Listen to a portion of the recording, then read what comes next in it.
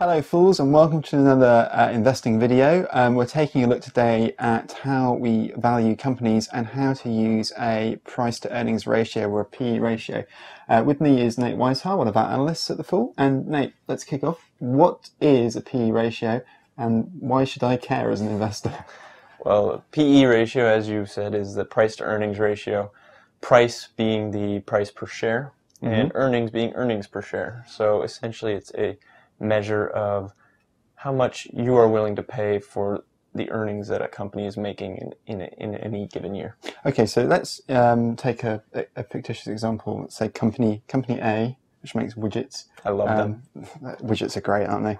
And let's say it's worth £10 a share, and it's earning us £1 a share. So that would make my PE ratio 10. Yes. Okay, so that's great, but what do I go and do with that? Well, the PE ratio is a nice quick tool. You can use it in a couple ways. One is to compare your company to another company out there, a competitor, the market in general, just to see whether or not it is relatively cheap or expensive. Okay, so I mean, frankly, that's a good way of being able to sort of get a read, I suppose, on how it sits with its peers. And say if you know, like you were saying, say we take like Unilever and Reckitt Benckiser as two pharmaceutical companies, you can put them alongside and say, this one's cheaper than that one. Yep. But I'm guessing there's going to be some caveat to this in that there's probably a limitation.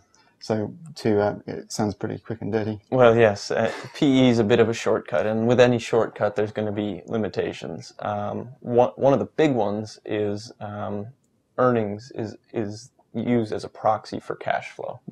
And to be honest, there's a lot of accounting out there that can be a bit dubious and which can make the earnings not represent cash flow in a true sense. So if you're looking at a PE ratio where those earnings have been for whatever reason separated from the real cash flows. Who would do a thing like that? I can't think of anyone off the top of my head, but then your PE ratio is essentially useless. Yeah.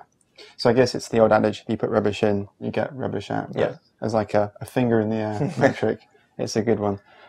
Well, thanks for the insight there, Nate. Thanks for watching today. If you'd like more investing coverage, head over to our website at fool.co.uk.